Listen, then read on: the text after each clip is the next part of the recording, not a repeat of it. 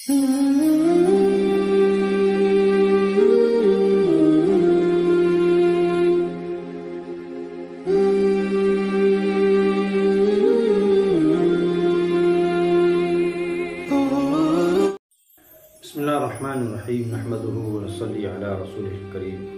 क्या आप चैन और सुकून से रहना चाहते हैं?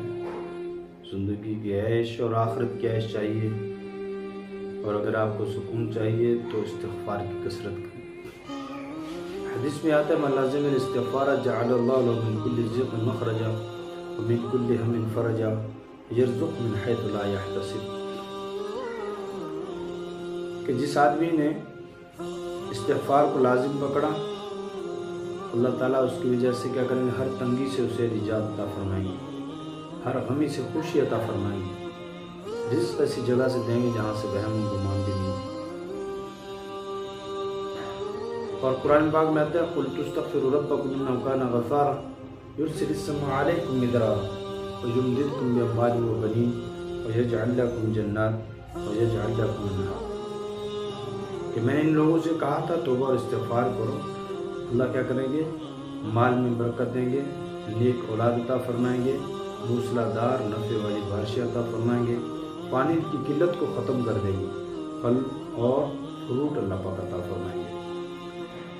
इमाम अहमद बिन हम्बल रहमतुल्लाह अलैह का किस्सा है, फरमाते एक दफ़ा मैं कहीं जा रहा था, इमाम साहब एक जगह गए तो मस्जिद में ठहरने की नीयत से गए, तो मस्जिद वालों ने कहा कि आप यहाँ नहीं ठहर सकते, कहीं और चले जाए, हमने दरवाज़ा बंद करें। जैसे कि आजकल रिवाज है मस्जिद में दरवाजे बंद कर देना। मस्जिद का दरवाज़ा बंद करते हैं तो लोग नमाज़ पढ़ने नहीं आ सकते। हर आदमी देखो मस्जिदें बंद हैं, गैर मुस्लिम तान तशनी करते हैं, मुसलमानों की मस्जिदें और इबादत गाहें बंद हैं। और अगर खुली छोड़ते हैं तो फिर क्या होता है, कोई टूटी लेकर चला जाता है, कोई नल लेकर चला जाता है, कोई मोटर कोई पाइप खोल के चला जाता है, यहाँ तक कि झाड़ू भी मस्जिद के ले जाते हैं, वाइपर भी ले जाते हैं।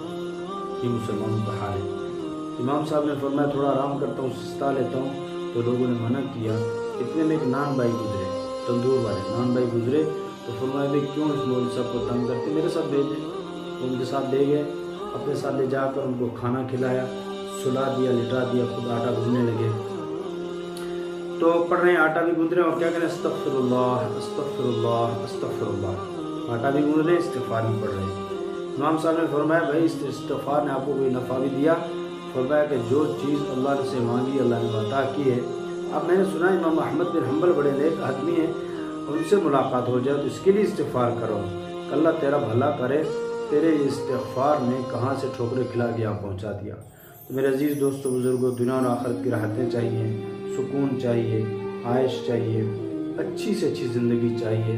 जहन्नुम की आग से बचना चाहते हैं, दुनिया की मुसीबतों से बचना चाहते हैं तो इस्तिग़फ़ार करें, इंशाअल्लाह दुनिया और आखिरत के मसाइल हल होंगे। गुनाहों से बचने की कोशिश करें, अल्लाह से हर बार दुआ मांगें, सलात व तौबा की कसरत करें, एहतमाम फरमाएँ। अल्लाह ताला हम सब का हामी और नासिर हो।